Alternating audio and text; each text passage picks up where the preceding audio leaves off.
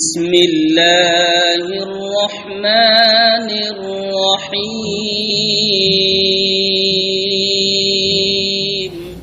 السلام عليكم ورحمة الله وبركاته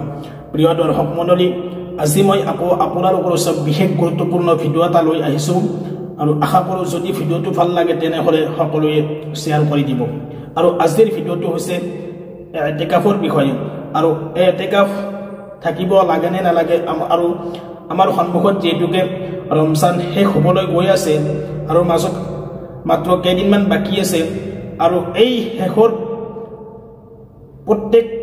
মসজিদ সমূহত ইতিকাফ থাকিব লাগে আৰু এই ইতিকাফ থাকিব লাগে নে নালাগে ইতিকাফত থাকি বাহিৰত ওলাব পাৰি নে নোৱাৰি আৰু ইতিকাফ কৰাটো কি সুন্নতে মুআক্কাদা না ফৰজ না নফল আৰু যদি মহল্লাৰ পৰা যদি এজন ব্যক্তি ইতিকাফ নকৰে কোনো ব্যক্তি যদি ইতিকাফ নকৰে তেনেহলে গুনাহগাৰ হ'ব নেকি বা এজন ব্যক্তিয়ে ইতিকাফ কৰিলেও গোটেই মহল্লাৰ কাৰণে হৈ যাব নেকি এই বিষয়ে আমাৰ মৌলানা জিয়াউৰ ৰহমান সাহেবে সম্পূৰ্ণ তথ্য দাঙি ধৰিছে ইনশাআল্লাহ আপোনালোকে এই ভিডিওৰ ক্লিপটো চাওক তেতিয়া আপোনালোকে সকলো তথ্য সকলো কথা গম পাব ইনশাআল্লাহ আপোনালোকে এই ভিডিওৰ ক্লিপটো চাওক বিসমিল্লাহির রহমানির রহিম ইতিকাফ করা কি হয় ইতিকাফ করা সুন্নতে মুআক্কাদা আলাল কিফায়া হয় অর্থাৎ এখন জামাতৰ পৰা যদি এজন ব্যক্তিয়ে ইতিকাফ কৰি দিয়ে তেন্তে গোটেই জামাতৰ ফালৰ পৰা ইতিকাফ আদায় হৈ যাব আৰু যদি এজনেও নকৰে তেন্তে গোটেই জামাত গুনাহগাৰ হ'ব আৰু এটা প্ৰশ্ন হল ইতিকাফৰ ফজিলত কি ইতিকাফৰ ফজিলত সম্পৰ্কে বিভিন্ন হাদিসত বৰ্ণিত আছে এক হাদিসত আল্লাহৰ ৰাসূল সাল্লাল্লাহু আলাইহি ওয়াসাল্লামে কৈছে যে যি ব্যক্তিয়ে এক দিন আল্লাহৰ সন্তুষ্টি হাসিল কৰাৰ কাৰণে ইতিকাফ কৰিব আল্লাহ তাআলাই তেওঁৰ পৰা জাহান্নামখন ইমান দূৰত লৈ যাব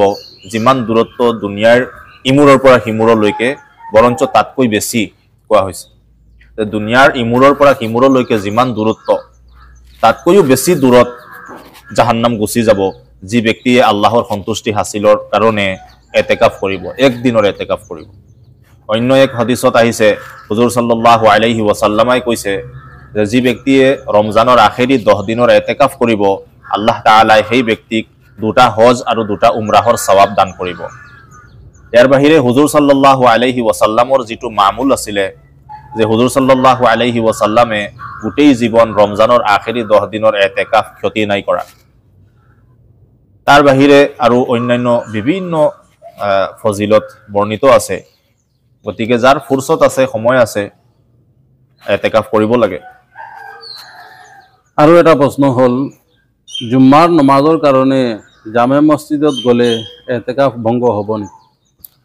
যদি এনেকুৱা মছজিদত ইতিকাফ কৰি আছে যিখন মছজিদত জুমা নহয় ওয়াক্তিয়া মছজিদ হয় তেন্তে জুমাৰ দিনাখন জুমাৰ নামাজৰ কাৰণে